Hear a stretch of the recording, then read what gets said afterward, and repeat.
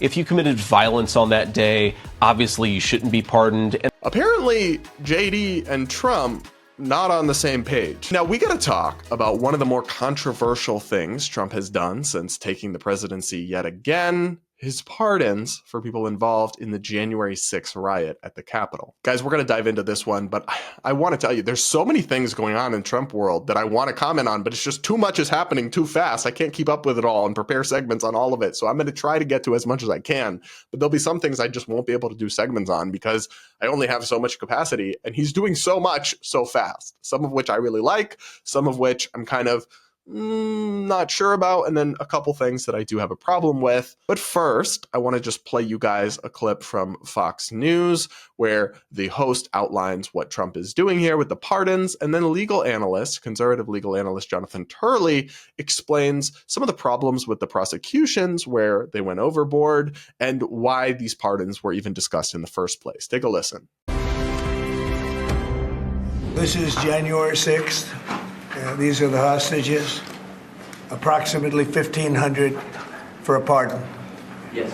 Full pardon. They've been treated very unfair. The judges have been absolutely brutal. The prosecutors have been brutal. Nobody's ever treated people in this country like that. President Trump issuing a pardon last evening for nearly 1,600 people charged, many of them jailed for the January 6th attack on the Capitol. That sweeping executive order also commuting the sentences of 14 members of the Proud Boys and Oath Keepers, most convicted of seditious conspiracy for that riot. Jonathan Turley, constitutional attorney here.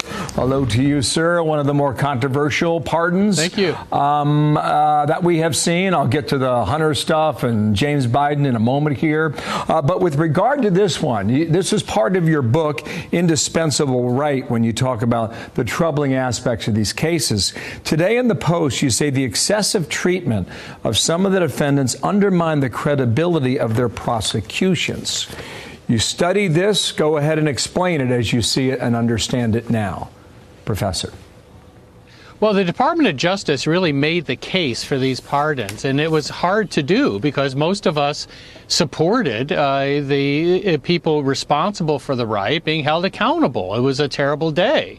But the Justice Department unleashed what one of its top lawyers called a shock and awe campaign, and they just scooped up hundreds of people. They often demanded really excessive sentences, in my view. Most of these people were charged with just trespass or unlawful entry. Most of them were not violent. The government tended to oppose bail. They kept a number of them for a very long time in segregation. In some cases, they demanded limitations on what people could say or read or associate after they were released.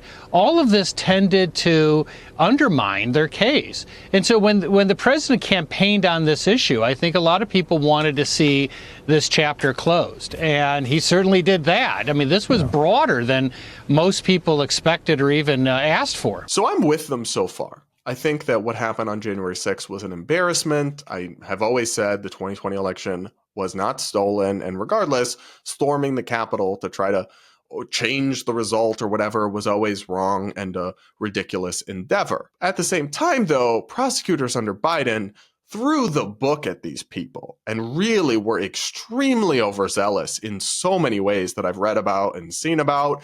And a lot of people got caught up in serious legal trouble, even though they really didn't do much beyond being on the Capitol property when they weren't supposed to or whatever. And when you contrast that with the incredibly lax approach prosecutors took at the state and local level to the literal riots that left dozens dead during Black Lives Matter, I can understand why people are like, hey, that's kind of BS. And as far as I'm concerned, people who were prosecuted for minor crimes or coerced, frankly, into taking plea deals and are now pardoned, who didn't actually hurt anyone, I think if they've done some jail time, they've probably served more than their fair share of accountability for this. But I actually appreciated what incoming Vice President J.D. Vance had said recently, that the Trump administration was going to pardon the nonviolent participants. But the violent people, remember, dozens of police officers were injured and attacked by mobs at this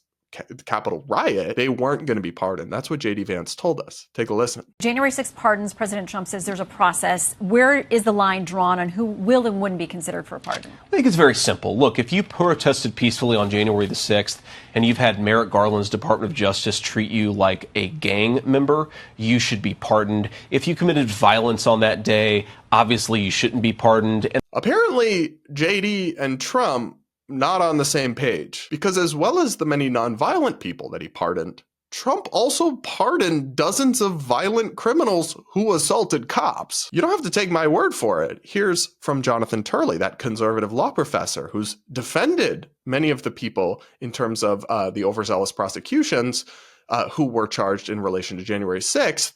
He wrote that this action from Trump also extended to violent cases. This included Israel James Easterday, who received 30 months for pepper spraying an officer. It also included Daniel Joseph DJ Rodriguez, who was sentenced to 151 months for not only calling for violence before the riot, but then attacking an officer. It also included Thomas Andrew Castleman, who was sentenced to 40 months for pepper spraying an officer, and Curtis Davis, who was sentenced to 24 months for punching officers. It wasn't just Jonathan Turley pointing this out, but the independent publication, The Free Press, also recounted in an editorial more acts of violence that Trump has issued pardons for. They write, consider Robert Scott Palmer, who traveled to Washington, D.C. from Largo, Florida, joined the mob, and assaulted police with an empty fire extinguisher, a 4 to 5 foot wood pole, an orange traffic cone, a piece of scaffolding, and a wooden plank. He pleaded guilty in the face of overwhelming photographic and video evidence